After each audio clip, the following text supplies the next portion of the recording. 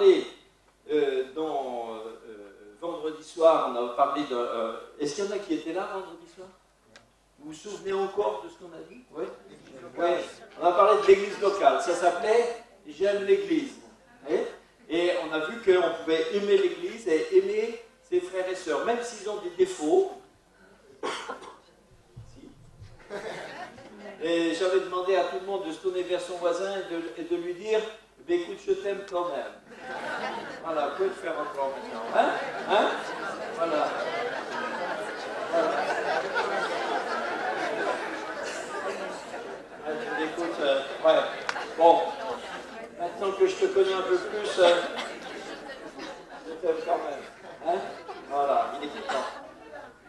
Et puis après, samedi matin, on a parlé, on a continué un peu, c'est un peu la suite sur ce thème, on a aussi je grandis dans l'église, parce que la communion fraternelle, ça nous fait nous édifier les uns les autres, les uns par les autres, et c'est seulement dans la communion fraternelle qu'on grandit. Tout seul, personne ne grandit, les marginaux ne grandissent pas. Et puis, hier soir, du coup, on a parlé encore de la complémentarité qu'il y a entre nous en prenant deux cas qui étaient Pierre, les apôtres Pierre et Jean, et on a vu comment ils étaient si dissemblables de caractère, de personnalité, et en même temps très complémentaires. Et ce matin, donc, je voudrais parler avec vous d'un autre, c'est une suite un petit peu, un autre des 12 qui est Thomas. Est-ce qu'il y en a qui connaissent Thomas? Oui. Oui, vous avez connu Thomas? C'est bien, hein? Alors, Thomas est bien connu, quelquefois même les gens de l'extérieur, ceux qu'on appelle quelquefois les gens du monde, il est connu pour être le saint patron des incrédules. On dit souvent, moi, les gens de l'extérieur disent, moi je suis comme saint Thomas, je ne crois que ce que je vois. Vous connaissez cette phrase? Non? Hein? Voilà, d'accord, vous la pratiquez aussi? Non. D'accord, je vais mettre ma montre parce que je vois qu'il n'y a pas d'horloge. Je mets ma montre. Est-ce que vous savez pourquoi les prédicateurs mettent une montre comme ça sur le pupitre? Non? Moi non plus. Voilà. Alors, donc Thomas fait aussi évidemment partie des 12. Et parmi les 12, ils ont donc tous pratiqué, suivi Jésus, ils étaient en formation, mais c'était une formation théologique et pratique. C'est-à-dire qu'à la fois ils écoutaient, ils recevaient l'enseignement, etc., mais en même temps, ils étaient mis en action. Et Jésus les utilisait, très très vite, c'est plus Jésus qui baptisait, c'est eux qui baptisaient les nouveaux. Et puis Jésus les envoyait aussi devant lui, dans les villages, etc., pour les avertir de sa venue, mais aussi pour prier pour les gens. Ils ont beaucoup voyagé, ils ont guéri des malades, ils ont chassé des démons, ils étaient en formation, mais déjà pratiquants. Et on voit par exemple dans Matthieu 10, les versets 1 à 4, peut-être les versets vont passer, hein? Ok, voilà. Ah, ça déborde un peu. Peut-être que je vais prendre aussi ma Bible. J'en ai une. Matthieu 10. Voilà, Matthieu 10. Les versets, on a dit 1 à 4. Alors Jésus, ayant appelé ses 12 disciples, il leur donna le pouvoir de chasser les esprits impurs et de guérir toute maladie et toute infirmité. Et voilà les noms des 12 apôtres. Il y avait le premier, Simon, appelé Pierre, André, son frère, Jacques, fils de Zébédée, Jean, son frère, Philippe et Barthélemy, Thomas et Matthieu, le publicain, Jacques, fils d'Alphée et Thaddée, Simon, le Cananite, et Judas Iscariote, celui qui livra Jésus. Donc on voit que Thomas, faisant partie des 12, a reçu de la part de Jésus un mandat, une mission pour proclamer la puissance, l'onction de Jésus. Et on a bien vu que le verset 1 disait qu'il leur donna le pouvoir de chasser les esprits impurs et de guérir toute maladie et toute infirmité. Donc c'est quelque chose d'absolument extraordinaire. Ils avaient reçu un pouvoir. Le terme de pouvoir fait plus allusion au droit de le faire plus qu'à la puissance, plus qu'à l'énergie. C'est-à-dire qu'ils ont reçu une autorité pour le faire, un droit légal. Ils étaient mandatés par ça, ils étaient officiels dans cette tâche. Ils étaient des ambassadeurs officiels de Jésus. Et du reste, c'est ce qu'ils ont fait. On le voit dans d'autres passages aussi, dans Luc par exemple, Luc 10, etc., où on voit que suite à l'envoi, ils étaient revenus en proclamant que réellement il y avait de l'action, il y avait du résultat.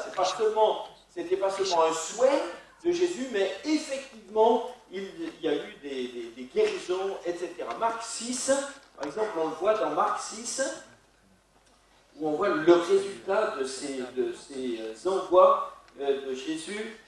Marc 6, les versets 12, 13. Ils partirent, ils prêchèrent la repentance, ils chassaient beaucoup de démons, ils joignaient d'huile beaucoup de malades et les guérissaient.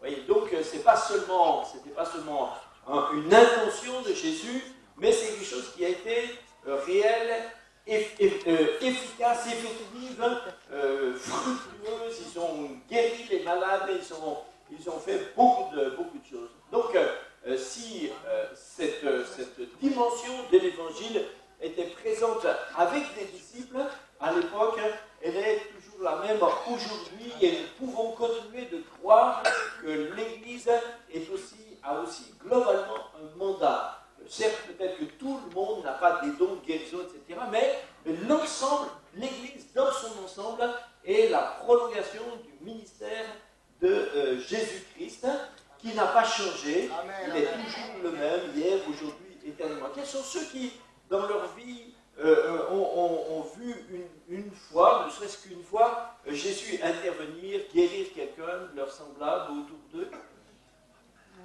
Oui, levez bien la main, je vous vois, je vais compter. Oui, là, ça fait beaucoup. Donc, effectivement, on n'est pas en train de raconter des légendes, des sornettes. L'évangile, c'est pas un mythe, c'est une réalité, quelque chose d'efficace. Alors, maintenant, si on veut, dans ces passages, on parlait évidemment, on cite Thomas parce qu'il fait partie des 12, mais pas d'une manière personnalisée. Voilà. Maintenant, on va parler un peu plus de lui de façon personnelle. Et le premier épisode où on parle de Thomas d'une façon spéciale, et c'est à propos des amis de Jésus. Jésus avait des amis, comme on l'a dit hier, pourquoi n'en aurait-il pas eu? C'était un vrai homme, donc il avait de vrais amis. Et il y avait une famille qui était pour lui vraiment des amis, c'était Marie, Marthe et son frère Lazare. Voilà, c'était trois frères et sœurs. Et il est dit plusieurs fois que c'était les amis de Jésus. Alors, un jour, alors que Jésus était loin, Lazare, alors ne confondez pas ce Lazare avec celui de la parabole de Lazare et du mauvais riche. Hein? C'est pas celui-là, c'est un autre, il y avait beaucoup de Lazare. Alors, un jour, Lazare est tombé malade. Alors ses sœurs, Marthe et Marie, ont envoyé à Jésus quelqu'un avec un petit billet, avec un petit mot, en lui disant « Celui que tu aimes est malade ». Et j'aime beaucoup cette expression, au lieu de mettre son nom, au lieu de marquer son nom, elles ont dit « Celui que tu aimes ». Je trouve que ça, c'est vraiment joli, quoi. Elles ont fait appel directement à l'amour que Jésus a pour lui, à son affection. Et ça veut dire qu'il le connaît tellement, c'est tellement son ami, il le connaît tellement qu'elles n'avaient pas besoin de dire son nom. Alors, bien sûr, quand vous savez que quelqu'un est dans la capacité de vous rendre un tel service comme de guérir quelqu'un de vos proches, vous attendez, s'il est un ami, vous attendez à ce qu'il le fasse rapidement, n'est-ce pas? Voilà. Donc elles ont envoyé ce messager et elles s'attendaient à ce que, bien sûr, tout de suite, eh bien, Jésus laisse tout tomber et puis il vient, il revient vite, il revient en vitesse, et puis voilà, il va le prier pour lui, il va le guérir, et ça va être très bien. Alors, donc ils ont reçu, et alors Jésus, en plus Jésus a répondu à ce monsieur, à ce messager, il lui a dit, cette maladie n'est pas à la mort, mais elle est pour la gloire de Dieu. Ah bon, tout le monde était content, alors ça marche, c'est formidable, c'est une très bonne nouvelle. Et on voit alors on va lire dans Jean 11 que donc comment Jésus a annoncé à ses disciples le fait qu'ils allaient retourner là-bas en Judée pour voir Lazare. Donc Jean 11, on peut lire Jean 11, les versets 6.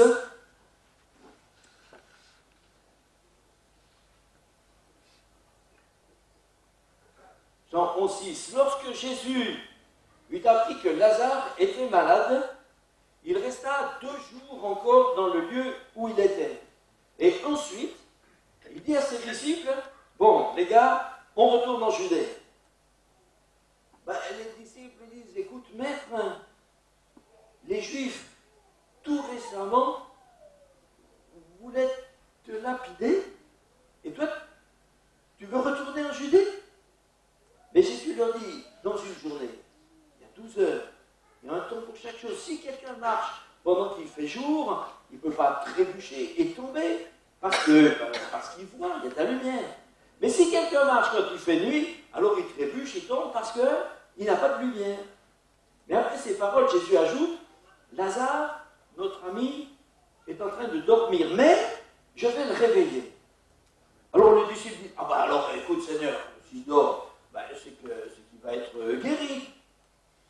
Mais en fait, Jésus, lui, avait parlé de sa mort. Mais eux, ils avaient cru comprendre qu'il parlait de l'assouplissement du sommeil normal. Alors Jésus les détrompe et il leur dit non, clairement, il leur dit, écoutez, Lazare est mort.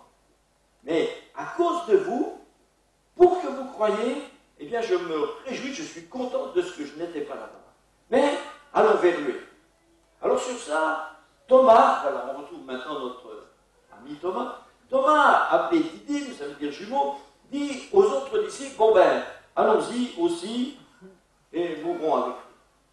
Alors il faut savoir, pour bien comprendre le contexte, il faut savoir que lors de sa visite précédente en Judée, à Jérusalem, quand on dit les Juifs, ça veut dire, c'est sous-entendu, les responsables religieux juifs avaient voulu le tuer. C'est pas loin, hein, quand vous avez votre Bible ouverte, hein, c'est sur la même page, juste avant, on voit qu'ils avaient voulu le tuer, lui jeter des cailloux, et c'était pas pour le caillasser, hein, c'était pour le tuer. Donc, on comprend que quand Jésus a émis l'idée de retourner en Judée,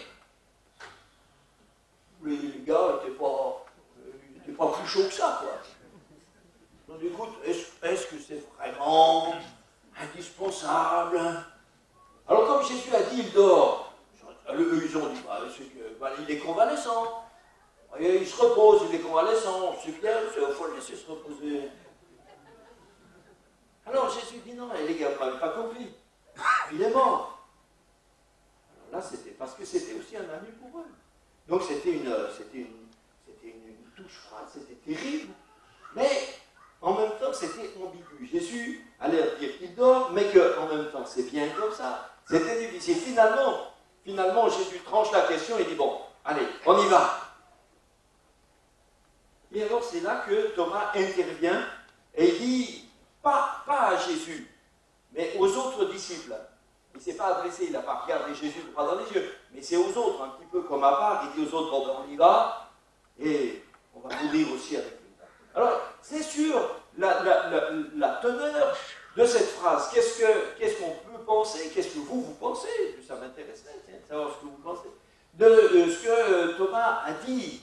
Quel sens ça a? Qu'est-ce qu'on peut comprendre quand Thomas dit, allons, afin de mourir avec lui? Vous, personnellement, qu'est-ce que vous diriez, cette phrase? C'est bien?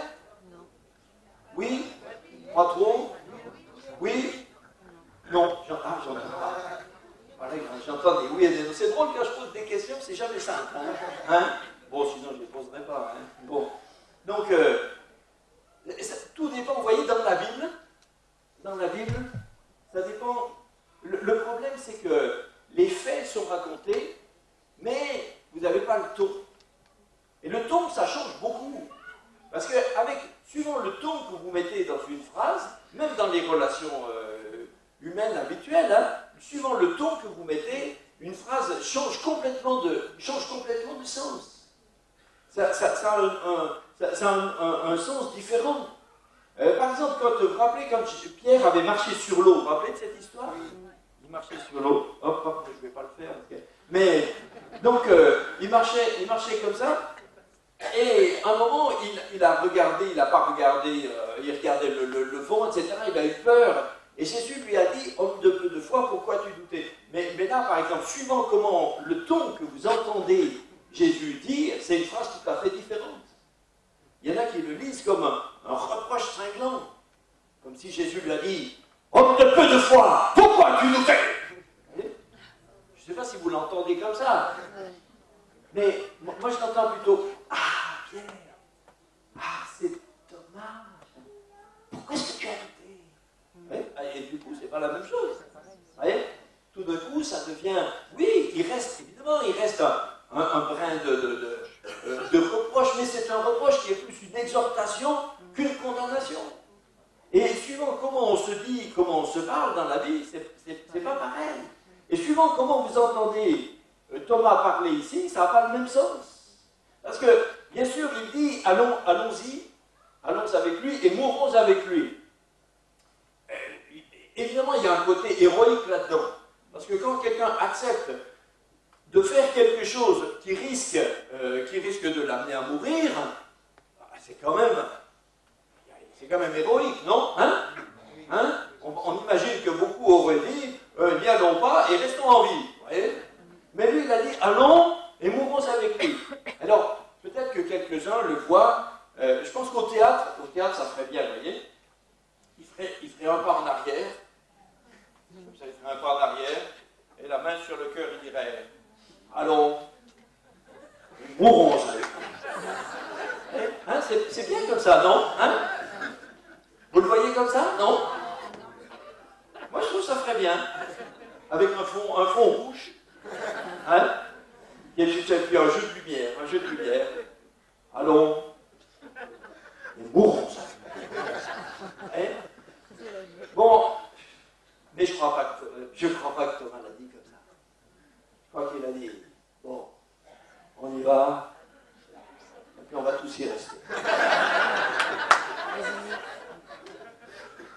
Je crois que c'est plus ça, C'est plus prosaïque, Il a dit aux autres, écoutez les gars, je vais vous dire un truc. On va tous y passer. Qu'est-ce qu'on peut faire d'autre? Allons-y. C'est moins héroïque, Bon, il est parti quand même. Mais derrière cette déclaration, qui est une déclaration d'engagement, qu'il ne faut pas lui ôter, en même temps, il y a quelque chose qui est très, très important. C'est que pour nous, dans les évangiles, comme nous envisageons la mort de Jésus, nous ne pouvons pas faire abstraction du fait que nous savons que sa mort était nécessaire et que sa mort conduit à la résurrection. Parce que nous avons lu déjà Jean 21. Mais Thomas n'avait pas encore lu Jean 21 à ce moment-là. Vous comprenez? Donc pour lui, quand il envisage la mort de Jésus, lui, il n'envisage pas sa mort nécessaire et encore moins sa résurrection. Donc quand Thomas est en train de dire que Jésus va mourir, il n'est pas en train de parler du plan de Dieu. Lui, il est en train de parler clairement de l'échec de Jésus. Ce que Thomas est en train de dire ici, d'une autre façon, il est en train de dire cette histoire va mal se finir. Ils vont finir par la voir, ils vont l'attraper, ils vont le tuer, et tout sera fini. Tout aura échoué. Le plan ne marche pas. c'est un désastre. Lui, il va mourir, notre espoir va mourir, nous, on va mourir aussi. Tout est cuit, les carottes sont cuites, il ne se passera rien, rien ne va réussir, il n'y a pas de salut, il n'y a pas de Messie, il n'y a pas de rédemption, il n'y a pas de Dieu qui triomphe. Il y a un prophète qui va mourir, comme ils ont fait mourir auparavant dans les siècles passés, tous les autres aussi. Tout est cuit, puisqu'on ne peut que se désespérer, se décourager, on peut bien mourir aussi maintenant avec. Vous voyez, je caricature. Les disciples n'ont jamais cru à la résurrection. Avant la résurrection, même après, ils ont encore eu de la peine. Vous voyez? Aucun n'a cru que Jésus ressusciterait. Il leur a dit plusieurs fois, il les a avertis, mais les textes disent clairement qu'ils ne comprenaient pas ce qu'il disait, ce qu'il voulait dire. Et ils comprenaient encore moins que sa mort était nécessaire. Donc quand on a dit « mourons avec lui », ça veut dire ce qu'il a dit clairement ici, il a dit « je crois à l'échec total du ministère de Jésus ». Vous voyez, vous me suivez? Alors ce que je trouve intéressant, le grand paradoxe qu'il y a dans cette phrase, c'est que quelque part, d'un côté, elle peut ressembler à quelque chose d'héroïque. Mais derrière cette apparence d'héroïsme, derrière, il y a surtout l'expression d'une immense incrédulité. Et ça, c'est quelque chose c'est un principe auquel on doit prêter attention. Parce qu'il peut nous arriver d'avoir le bon langage, mais d'avoir l'incrédulité dessus. Des versets bibliques peuvent très très bien recouvrir, cacher, masquer, dissimuler l'incrédulité. Vous savez, c'est comme quand des fois on prie pour quelqu'un, et alors d'un côté, d'abord on proclame qu'on est sûr qu'il va guérir, et puis à la fin on dit « Mais Seigneur, que ta volonté soit faite ». Autrement dit, on enlève ce qu'on a dit avant et on dit au fond, on n'en sait rien. Ce qui, dans le fond, si on n'est pas sûr, autant faire une prière vraie. Mais ça veut dire qu'on sait employer les versets pour dissimuler le fait qu'on sait pas. Combien de fois on a des fois prié pour quelque chose et on était tellement sûr que ça allait arriver. Et quand la chose est réellement arrivée, on était tout surpris. Ça vous est jamais arrivé, ça? On était sûr, on avait la foi sûre, ferme. Quand c'est arrivé, les premiers surpris, c'est nous. Bon, ben alors on était sûr de quoi, alors? Ouais? Je trouve ça... Alors, la lutte contre l'incrédulité, c'est une lutte extrêmement sévère, difficile, et c'est une lutte qui implique tout, et qui implique tous les domaines. Parce qu'on la réduit trop souvent juste à l'incrédulité, on la réduit juste à l'incrédulité, par exemple, dans la prière pour des malades ou des choses comme ça. Mais l'incrédulité touche tous les aspects de notre vie. Si nous sommes incrédules, quand Dieu a dit qu'il pourvoit à nos besoins, cette incrédulité nous fait faire beaucoup de soucis. Ce beaucoup de soucis nous fait nous investir dans des œuvres matérielles. Ces œuvres matérielles nous piquent notre temps pris nous empêche de servir Dieu, etc. Mais souvent on ne voit pas que le problème, la racine fondamentale, c'est l'incrédulité. On va juste voir qu'on a un problème parce qu'on n'est pas assez payé. Mais on n'a pas compris que le vrai problème, ce n'est pas le taux horaire qu'on reçoit, c'est qu'on est incrédule. Vous me suivez ou non? J'ai l'impression qu'il y en a qui ont... Non. Ça va? Mais je crois que vous le comprenez. Amen, amen. J'ai la foi. Amen. Donc, voilà donc Thomas qui a fait œuvre d'incrédulité ici dans ce passage, sans même s'en rendre compte lui-même. Et quelquefois, nous-mêmes, nous ne nous en rendons pas compte quand on le lit. Parce que souvent, quand on lit ce verset, on se dit que si on avait été à la place de Thomas, on aurait pu dire quelque chose tout à fait semblable. Peut-être pire, parce qu'on aurait peut-être dit qu'on n'y allait pas. Bon. Mais au moins, il est allé. Mais on se sent... Je trouve que globalement, en général, avec Thomas, on se sent très très bien. On se sent très bien, il nous ressemble. J'ai l'impression que je le connais. J'ai l'impression que je le connais vraiment personnellement, vous voyez? Je dis pas ça en vous regardant. Hein. Alors, voilà, donc finalement, on sait la fin de l'histoire, on sait que Jésus a ressuscité Lazare, hein, et que donc il a démontré sa puissance. Hein. Quand Jésus, on voit que Jésus était resté 2 jours à cet endroit, et quand il est arrivé chez Lazare, là-bas, Lazare était déjà enterré depuis 4 jours. Donc même si Jésus était parti tout de suite, quand le messager lui a dit, ça n'aurait rien changé à l'histoire, il serait arrivé sur place et Lazare aurait été déjà mort depuis 2 jours, au lieu de 4. Je ne sais pas s'il est plus facile de ressusciter quelqu'un qui est mort depuis 2 jours que quelqu'un qui est mort depuis 4 jours. Il me semble que ça se ressemble un peu. Hein. En tout cas, Thomas n'a pas, sur ce coup, vaincu l'incrédulité. Parce que pour vaincre l'incrédulité, il aurait fallu qu'il puisse dire, il y a ce que je ressens qui est différent de ce que Jésus dit. Pourquoi est-ce que c'est différent? Si c'est différent, en quoi Jésus a-t-il raison? Mais si nous partons du principe que ce que nous ressentons a autorité, alors on ne se pose même pas la question de quelle est la validité de ce que Jésus a dit. Je continue avec une autre histoire, on arrive un peu plus loin dans Jean 14. Jean 14 au verset 4. Hein. Et là maintenant, on est au dernier soir, quand Jésus mangeait avec le dernier repas avec les disciples, celui où il a partagé le pain et le vin. Et puis, on sait que dans la nuit, il va être arrêté, le lendemain crucifié, etc. Donc Jésus parle avec les disciples, hein, et au verset 4, Jésus leur dit, vous savez, 14,4, vous savez où je vais. Hein, écoutez bien ce que dit Jésus. Jésus leur dit, vous savez où je vais, et vous en savez le chemin. Thomas, tiens, c'est Thomas. Thomas lui dit, Seigneur, nous ne savons pas où tu vas.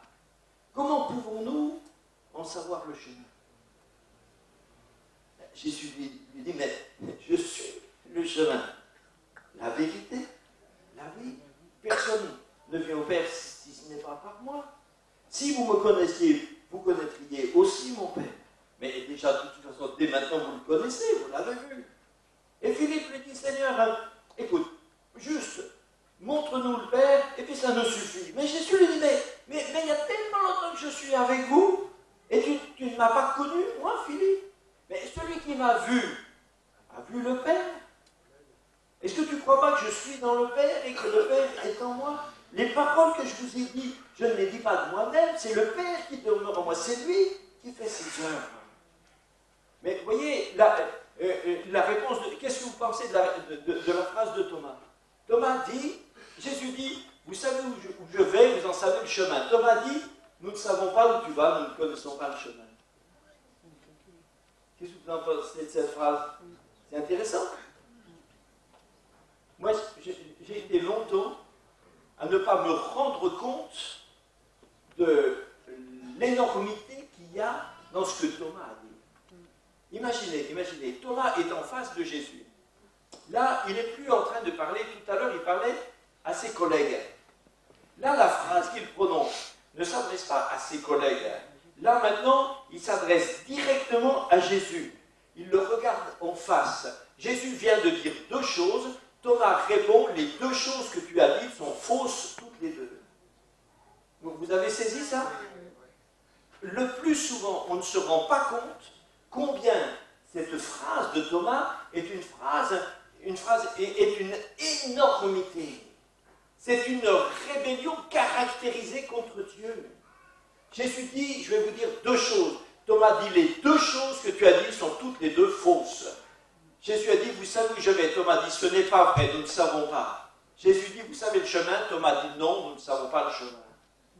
Écoutez, frères et sœurs, quand nous n'avons pas le sentiment que ce que Dieu nous a dit est vrai, il faut que nous nous demandions pourquoi nous avons cette impression et partir du principe que cette impression que nous avons est fausse. Amen, amen, amen. Thomas s'oppose, vous voyez, tout à l'heure son incrédulité était extérieure, maintenant elle devient plus caractéristique et il s'oppose directement à Jésus.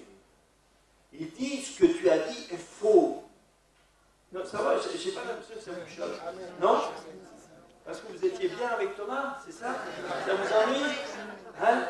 Voilà, ça vous ennuie. Je suis en train d'égratigner Thomas, c'est un copain à vous, et du coup, maintenant, ça vous ennuie. Voilà. Thomas, en quelque sorte, a raté son examen. Là, il a loupé son examen. Comment est-ce qu'il aurait pu réussir? Mais je sais ce que vous êtes en train de vous dire. Vous êtes en train de vous dire, mais en réalité, ce qu'il a dit là, c'était pas mauvais. Ils n'avaient pas compris. Il a bien raison de dire qu'il n'a pas compris. Il ne savait pas. Il a bien le droit de dire qu'il ne savait pas. Moi, si j'avais été à sa place, qu'est-ce que j'aurais fait? J'aurais rien compris non plus. Qu'est-ce que j'aurais dit? Mais on aurait raté l'examen.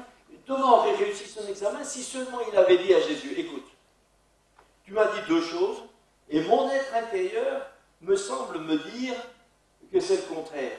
Mais je sais que j'ai forcément faux, moi. Donc, explique-nous pourquoi j'ai cette impression qui est contraire. Au moins, là, déjà, il avait la moyenne.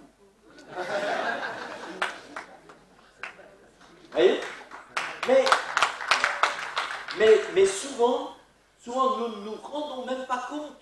Quand nous sommes incrédules, nous ne nous en rendons pas compte. Vous savez, la chair, c'est quoi la chair? Quand on dit la chair, eh bien la chair est constituée de deux choses. La chair, depuis le jardin d'Éden, la chair est constituée de deux éléments. Quand Adam et Ève ont décidé de résister à Dieu, ils ont fait deux choses. D'une part, ils ont dit, nous voulons être Dieu. Donc l'orgueil est devenu leur nature. Et deuxièmement, ils ont accepté de mettre en cause ce que Dieu dit. Le serpent a dit, Dieu a-t-il réellement dit? Et ils sont partis de ce principe qu'on peut mettre en cause la validité de ce que Dieu dit. Ils sont devenus incrédules. La chair, c'est de l'orgueil et de l'incrédulité. Tout le monde est né avec ça. Personne n'est naturellement né autrement que ça. Tout le monde est dans la chair, tout le monde est dans l'orgueil et l'incrédulité. Et tous les péchés du monde découlent de ces deux racines, de l'une des deux ou des deux conjointement. Mais la chair, c'est de l'orgueil et de l'incrédulité. D'une part, comprenez bien ce que c'est que l'incrédulité. L'incrédulité, c'est pas... souvent on croit que l'incrédulité, c'est seulement le fait de ne pas croire ce que Dieu l'a dit. C'est pire que ça. L'incrédulité, c'est de savoir que Dieu l'a dit, mais de mettre en cause le fait que Dieu avait le droit de le dire. Quand le serpent a dit, Dieu a-t-il réellement dit? Il savait très bien que Dieu l'avait dit. Ce n'est pas une vraie question. Il y a beaucoup de questions qui sont des fausses questions. Le diable n'a pas posé la question pour avoir une réponse. Il a formulé cette question pour dire, en fait, de manière détournée, il était en train de dire, Dieu l'a dit, mais Dieu n'avait pas le droit de dire ça. Dieu a dit faux. Il savait bien que Adam et Ève le savaient. Et il savait bien que Adam et Ève savaient que lui, il le savait. Qu'il savait qu'il le savait. Non, c'est compliqué. Hein? Donc, ça a l'air d'être des questions, il y a des points d'interrogation. En réalité, il n'y a aucune question. C'est une affirmation qui dit Dieu n'avait pas le droit de dire. Dieu dit faux. Dieu est excessif. Dieu va trop loin. Combien de chrétiens vivent avec des sentiments que Dieu va trop loin? Beaucoup de chrétiens vivent avec le sentiment que Dieu est excessif. Bien sûr, ils sont évangéliques, ils ont été bien culturés. Alors ils vont jamais le dire comme ça. Mais au fond d'eux-mêmes, par exemple, quand Jésus dit « vous serez parfaits », beaucoup de chrétiens disent quand même « là, il pousse ça ». Est-ce que Dieu a oublié qui on est? Est-ce qu'il peut nous demander des choses comme ça? C'est excessif. Donc, ils partent du principe que Dieu a dit quelque chose de faux. Comment après pourront-ils le mettre en pratique? C'est impossible. Vous voyez, le problème de Thomas, c'est que on peut comprendre qu'il avait mal compris. On peut comprendre que sa compréhension intellectuelle ne lui attestait pas ce que Jésus était en train de dire. Mais il a perdu l'occasion de chercher la foi. Et du coup, il a choisi de s'opposer. Il a dit, Jésus dit des choses qui sont fausses. S'il avait dit, Seigneur, explique-nous, Seigneur, parle-nous, Seigneur, montre-nous, Seigneur, fais-moi voir, Seigneur, déracine en moi ce qui me dit que tu dis des choses qui ne sont pas vraies. Alors il aurait plus puissamment progressé dans la foi.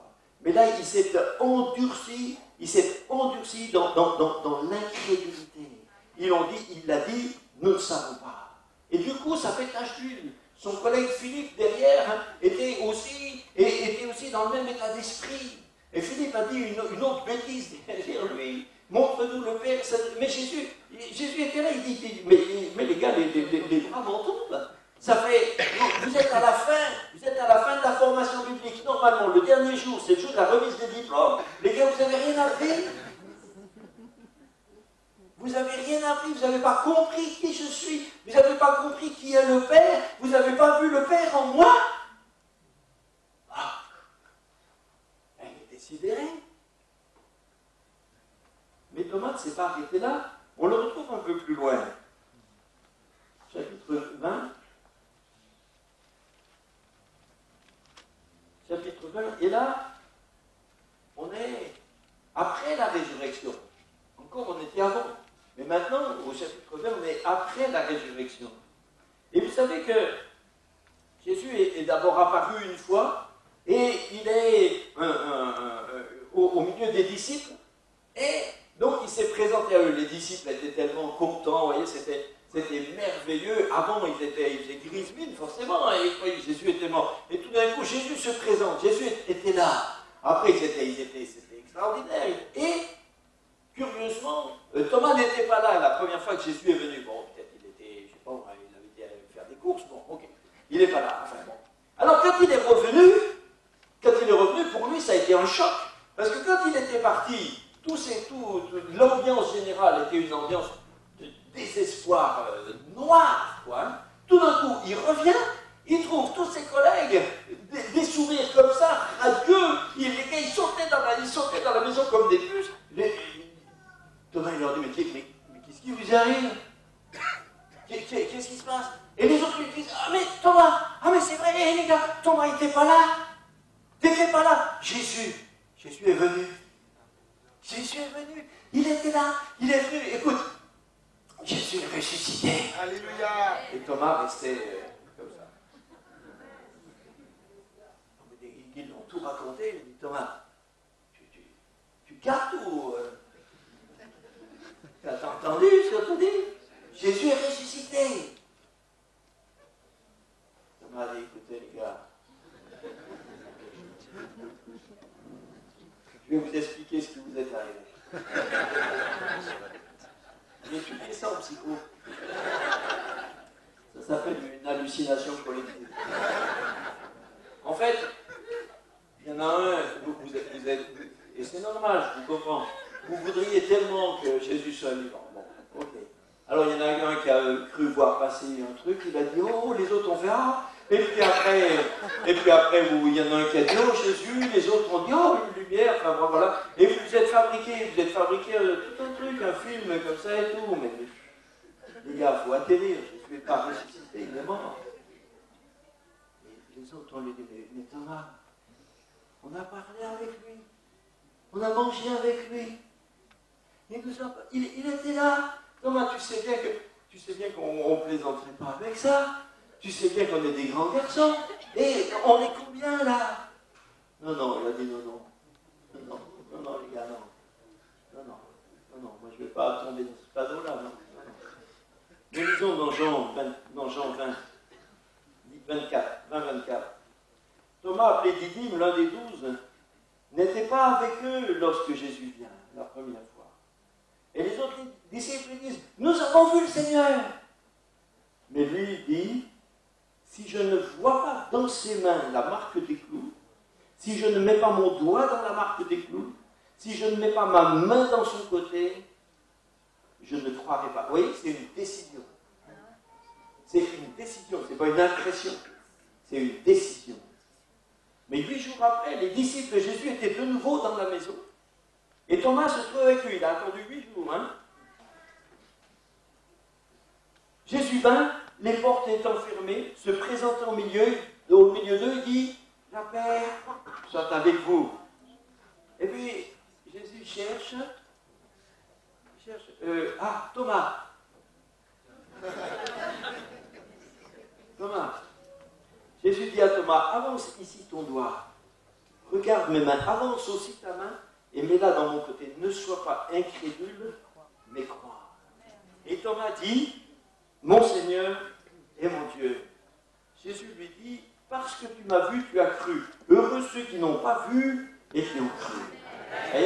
Et Thomas est resté, Thomas, ça fait de la peine pour lui quand même. Hein. Jésus était ressuscité et il a continué de chanter les complaintes encore pendant une semaine quand ses amis étaient dans des chants de gloire et de résurrection. Pendant une semaine, il est resté encore dans le désespoir. Et alors là, il était vraiment tout seul, hein, parce que les autres, ils avaient vu Jésus. Mais lui, il était complètement... Et vous voyez, il a pris une décision. L'incrédulité fait prendre des décisions. Comme la foi fait prendre des décisions. L'incrédulité, ce n'est pas juste l'absence de foi. L'incrédulité, c'est un positionnement contre la foi.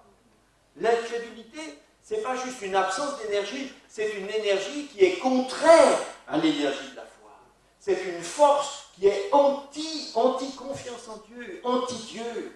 Thomas a déclaré ici clairement qu'il prend une décision d'incrédulité. Il a dit, je décide que je serai incrédule. Je décide que je ne croirai pas jusqu'à ce que Dieu réponde à mes conditions. Mais quand il le dit, il croit que ça ne se passera jamais. Frères et sœurs, vous voyez, dans un premier temps, son incrédulité se manifestait en dehors, à part, il parlait aux disciples.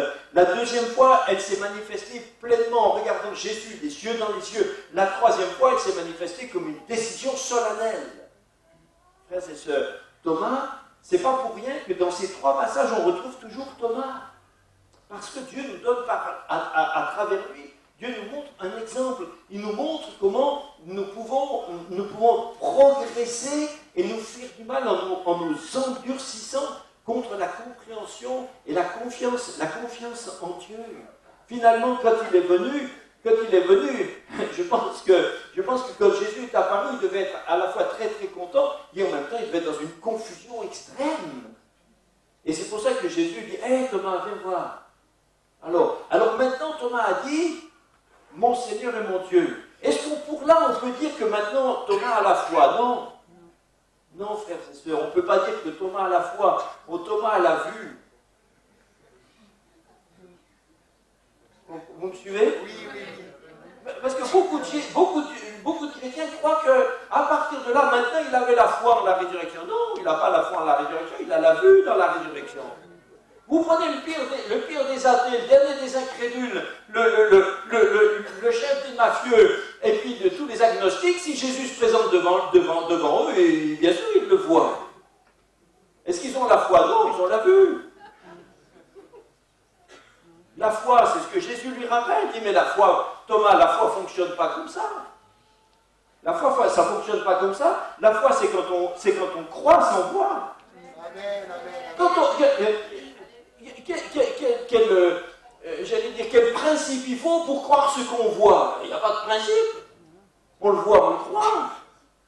Mais ça, c'est pas la foi. Frères et sœurs, beaucoup de chrétiens marchent par la vue.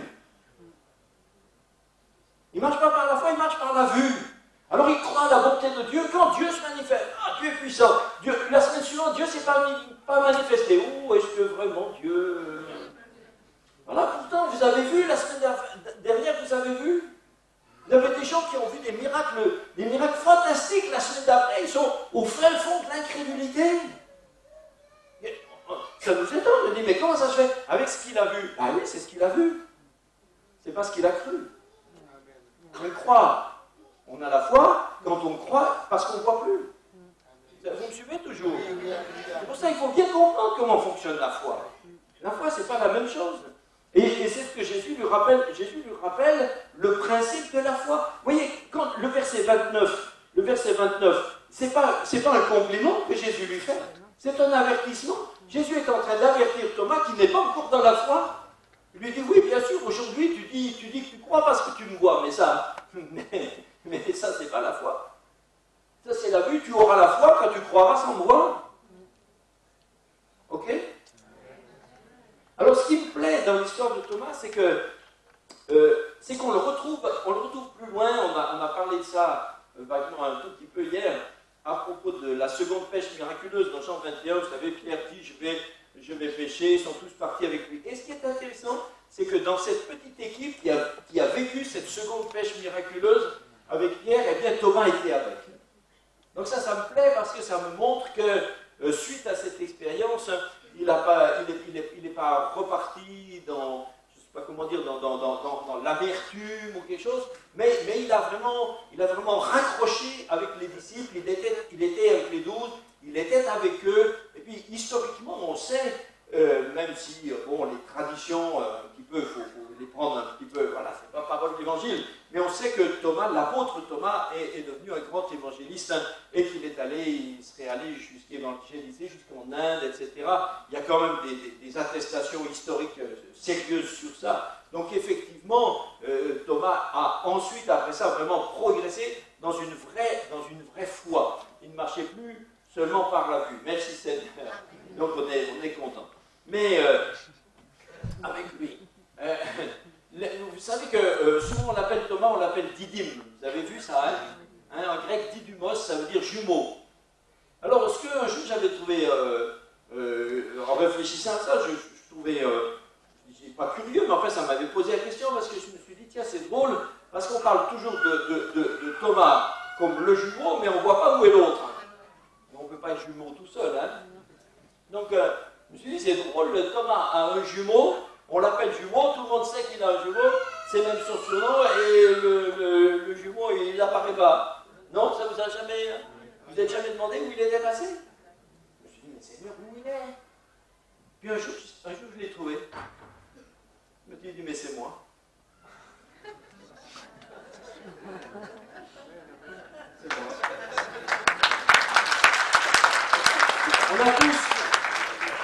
On a tous beaucoup de Thomas. On a tous beaucoup de Thomas. On a tous ce besoin à la fois de croire et de nous appuyer sur ce que Dieu dit de façon inconditionnelle. Et on a en nous-mêmes toujours cette propension, cette inclination à résister à la confiance en Dieu. C'est extraordinaire. Dieu nous a fait des promesses dans des tas de domaines et si facilement on doute. Si facilement on a peur. Tout à l'heure, l'Esprit de Dieu nous rappelait de ne pas avoir peur. Quelques-uns ont peur. Et on a facilement peur d'une chose ou d'une autre. Qu'est-ce qui va nous arriver? Est-ce que vous avez des gens qui ont peur, des chrétiens même, qui ont peur de tout? Il y a des chrétiens qui vivent à la fois dans le salut et avec beaucoup de crainte, mais des craintes, ils ont l'impression que Dieu perd leur trace de temps en temps. Que Dieu a perdu le contrôle sur son terminal. Il dit, oh non, je suis là. Vous avez des chrétiens qui ont toujours peur de tomber malade. Certains s'endorment tous les soirs avec une angoisse. Est-ce que je ne vais pas me réveiller mort demain matin? Il y a des gens qui ont peur de tout. Ils sont tout seuls le soir, ils ne peuvent pas s'empêcher de regarder sous le lit avant d'aller se coucher. Bon, ça c'est qu'ils sont petits. Mais on a peur de manquer, on a peur de ne pas savoir faire, on a peur de se lancer, on a peur d'être insuffisant, on a peur d'être critiqué, on a peur de ne pas y arriver. Mais Dieu dit, je suis avec toi. Je suis avec toi. Gloire à Dieu. C'est moi qui t'envoie. Amen. Même le grand Moïse, quand Dieu a voulu l'envoyer, Moïse a dit, il a cherché toutes les excuses. Il cherchait toutes les trucs. À la fin, il n'avait plus d'excuses, il n'avait plus quoi dire, mais il a dit quand même, il a dit, envoie quelqu'un d'autre. Envoie quelqu'un d'autre, je ne saurais pas faire. Mais Dieu n'a pas dit, formidable, je suis content d'avoir trouvé quelqu'un d'autre. Dieu était fâché. Dieu lui a dit à Moïse, est-ce que tu t'es un jour imaginé que je t'ai envoyé à cause de tes qualités? Est-ce que j'ai dit ça? Je t'ai jamais envoyé sur ce que tu es toi. Je te dis que je t'envoie parce que moi je serai avec toi. Amen. Et c'est pour ça que nous pouvons avoir confiance. Parce que Dieu, des fois, c'est une question intéressante. Est-ce que Dieu peut être déçu de nous? Alors il y en a qui disent oui, et quelquefois moi je serais tenté de dire non, parce que Dieu ne s'attendait pas à mieux.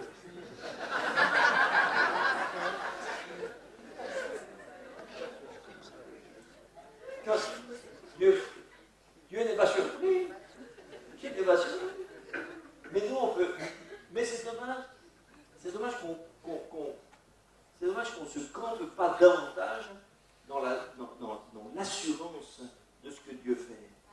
L'incrédulité a commencé dans le Jardin d'Éden, mais elle se poursuit toujours. On peut manquer de foi dans notre vie de prière, dans la guérison, dans le zèle, par crainte de l'échec, de la peur d'avenir, de la mort, de la maladie, de manquer de pain, des accidents, de l'échec de notre couple. On peut manquer de foi dans ce qu'on est nous-mêmes, avoir des doutes identitaires. Qui suis-je? Réussirai-je? D'où Dieu m'aime-t-il? D'où la déprime, la dépression, la culpabilité, la passivité dans l'œuvre de Dieu? Ou quelquefois un zèle charnel pour essayer de mériter d'être aimé de Dieu? C'est par incrédulité. Vous avez des gens qui sont hyperactifs par incrédulité. C'est par incrédulité que certains chrétiens sont hyperactifs. C'est parce qu'ils doutent tellement que Dieu les aime qu'ils pensent toujours qu'ils doivent en faire plus pour finir par mériter d'être aimés de Dieu. Comme toujours, ils pensent qu'ils n'en ont pas fait assez, ils en rajoutent toujours. Vous avez des gens, des chrétiens, ils sont sur tous les coups. Le pasteur peut dire, il me faudrait un volontaire. Oui, moi! Ils ne savent pas encore de quoi il s'agit. Moi!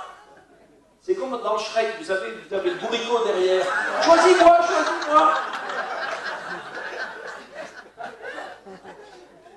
Mais on ne comprend pas toujours que le ressort de ce zèle amer, attendez, dans certains cas, hein, je ne suis pas en train de critiquer ceux qui servent avec dévouement, hein, mais je veux dire que quand ce zèle devient un zèle amer qui ne vous laisse aucun recours, aucun sursaut, aucun répit, il y a ce zèle amer et quelquefois enraciné dans de l'incrédulité.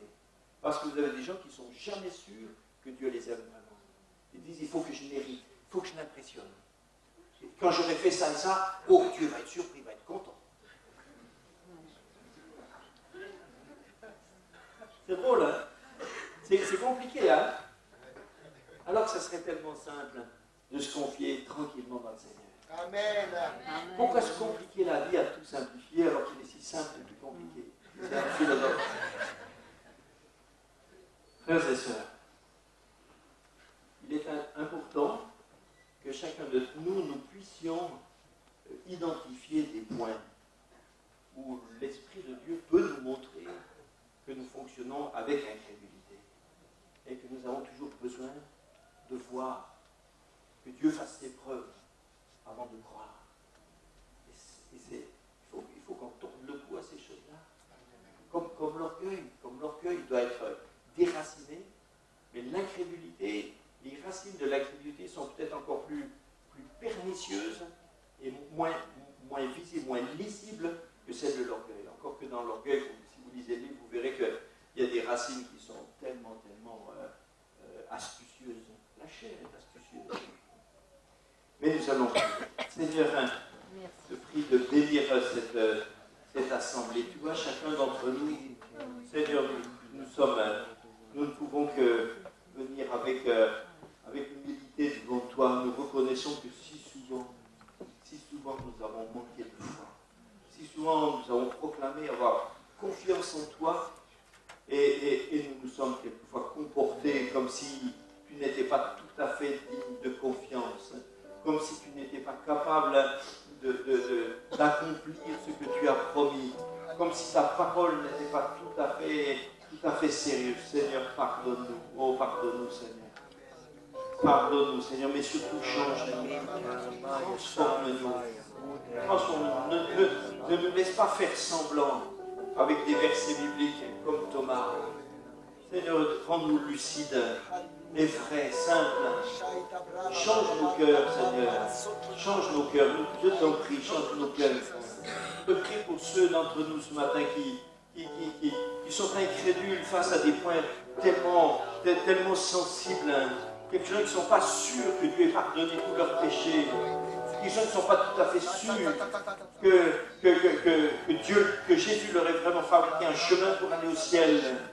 Quelques gens qui ne sont pas sûrs que Dieu prend soin d'eux, que Dieu les aime, ou que Dieu a prévu leur avenir, ou que Dieu a un projet, ou qu'ils sont capables, alors que le Seigneur dit le contraire. Seigneur, fais-nous grandir dans la foi. Fais-nous grandir dans la foi. Disons-le tous ensemble. Seigneur, je veux grandir dans la foi. Seigneur, je crois en toi. Seigneur, que je crois ta parole.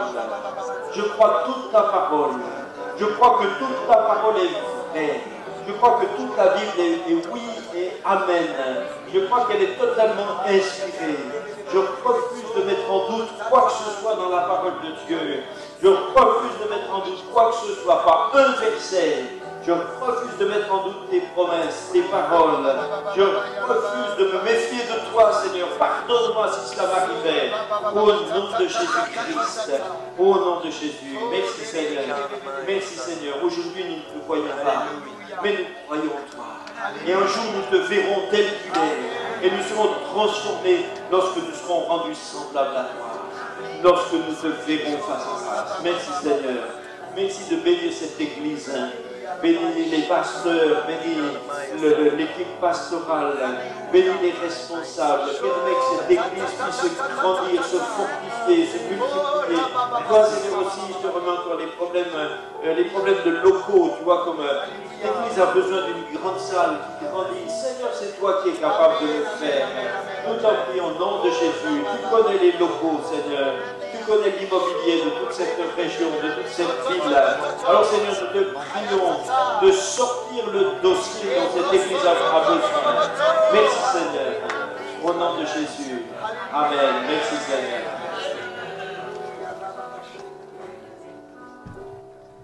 On se met dans la présence du Seigneur. Alléluia.